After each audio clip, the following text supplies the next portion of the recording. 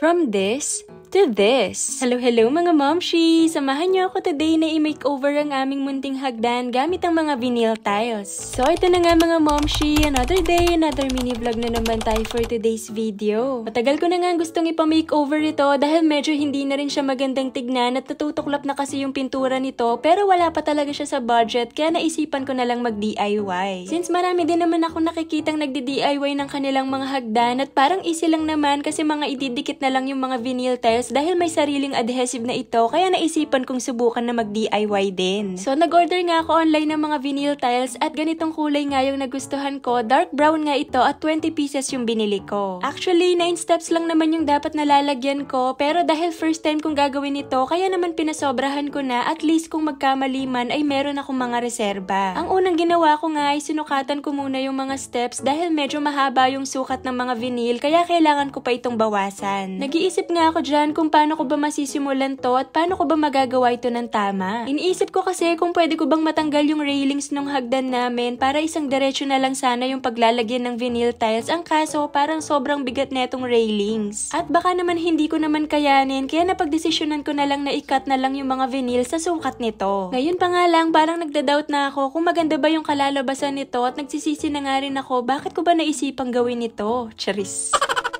Pero syempre, nandito na nga tayo at wala nang urungan pa. Nagsimula na nga akong putulin yung isang vinyl at tinignan ko nga muna kung tama ba yung ginawa ko. Pero nagkamali ako sa sukat kaya kumuha ulit ako ng vinyl tapos nagputol ulit ako ng bago. Inabot yata ako ng 2 oras dyan sa 2 vinyl pero tinigil ko nga muna saglit dahil meron kaming dapat puntahan ng mga bata kaya tinuloy ko na nga lang muna ito pagdating namin ng bahay ng hapon. Medyo nahihirapan nga akong magputol dyan kasi ang gamit ko ay cutter kaya gunting na lang muna yung ginamit ko pang putol kasi mas nadalian pa ako doon. Nung medyo na-figure out ka na nga ang dapat gawin sa sukat, ay naging easy na din sa akin yung pagputol nito, lalo na yung sukat para maiwasan yung mga railings. Medyo matrabaho talaga siya, lalo na kapag wala ka ng mga experience sa paggawa ng ganito, pero ngayon pa nga lang na nailalatag ko na yung mga nagupitan ko dito sa hagdan, parang natutuwa na ako dahil parang ang ganda talaga ng kalalabasan nito. Chinaga ko talaga siya kahit nakailang ulit ako ng gupit ng vinyl dahil gusto ko nga i-perfect yung sukat niya sa mismong hagdan namin at gusto ko wala akong nakikita na gap dito kasi ang pangit niyang tignan kahit may maliit lang siyang gap. Yung iba kasi ay medyo mahirap din yung sukat at medyo komplikado yung edges nito kaya nahirapan din ako sa paggupit pero buti na lang ay nagawa ko naman na ito ng tama. Yung iba nga ay sinimulan ko na nga agad itong idikit tulad nitong nasa baba ng hagdan namin dahil sigurado talaga ako na maganda yung pagkakasukat ko nito. Hindi na nga rin ako gumamit pa ng karagdagang pandikit nito dahil sobrang dikit na ng mismong adhesive ng vinyl. Pero yung maliliit na cuts ay kailangan ko talagang lagyan ng pandikit kasi natatanggal sila kaya bibili pa ako ng adhesive para mas maging makapit ito. Halos 2